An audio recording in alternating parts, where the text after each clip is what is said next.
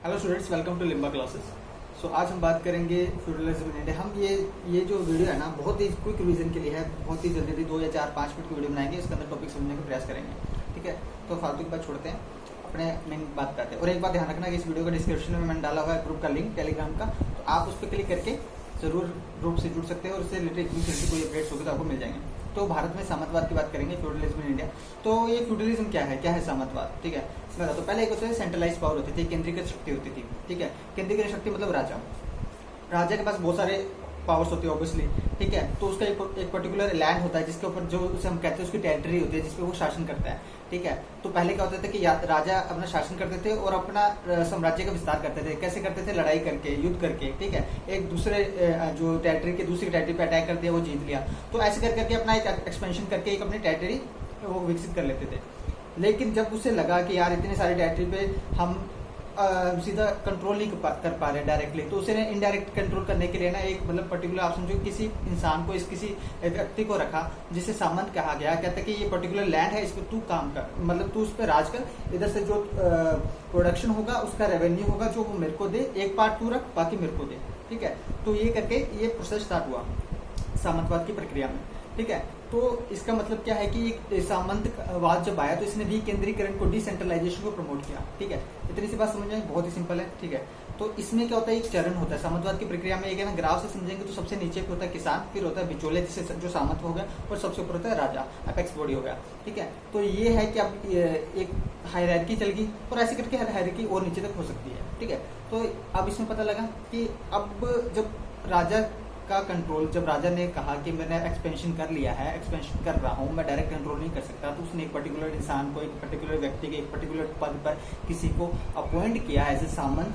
ठीक है, अब क्या हुआ कि जब ऑब्वियसली अब उसे लगेगा जब कि मैं भाई साहब इतना जो मैं इसमें से प्राप्त करूंगा उसे मेरे को देना है राजा को, तो मैं ज्यादा से ज्यादा क्या करूं, इधर से मैं टैक्स की वसूली करूं, ज्यादा से ज्यादा मैं वहां से क्या करूं, रेवेन्यू को जनरेट करूं, ताकि मैं अपने लाभ, मैं खुद बेनिफिट में रहूं। ठीक है, तो ये बात इतनी सिंपल सी है। तो क्या करता था, किसानों के ऊपर ज्यादा बोझ आता था, किसानों के ऊपर बोझ आता था, क्योंकि किसानों से ज्यादा टैक्स वसूलने का वो प्रयास करते थे। और ज्यादा से ज्यादा टैक्स रेट आप बढ़ा दोगे, फिर एक पर्टिकुलर आपको पता है ना कि किसी भी चीज के ऊपर आप टैक्स बढ़ाओगे तो फिर एक लिमिट तो आएगा ना, तो उतनी मैक्सिमम हो जाएगी। उसके बाद तो शोषण ही होने लग गया ना, तो किसानों को होने लगा शोषण, किसानों के ऊपर आने लगा करके दबाव, प्रेशर आने लगा किसानों के ऊपर, तो इस किसानों को शोषण होने लगा। तो सामंतवादी प्रक्रिया में किसानों का शोषण बहुत भरपूर हुआ है।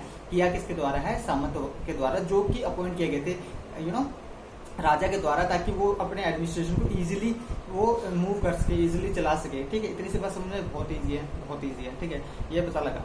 ओके, तो अब ये सामंतवाद में हायरार्की पता लगी, सामंतवाद का मतलब पता लगा। तो क्या हुआ कि आगे के जैसे जैसे हम टाइम पीरियड चलता रहा, तो बाद में क्या हुआ कि जब उसने एक्सपेंशन कर लिया, उसका राजा का एक्सपेंशन हो रहा है और सामंत रख रहा है, तो बाद में क्या होता है कि सेंट्रलाइज पावर होते हैं ना, जो केंद्रीय शक्ति थी, जो राजा था वो होने लगा वीक।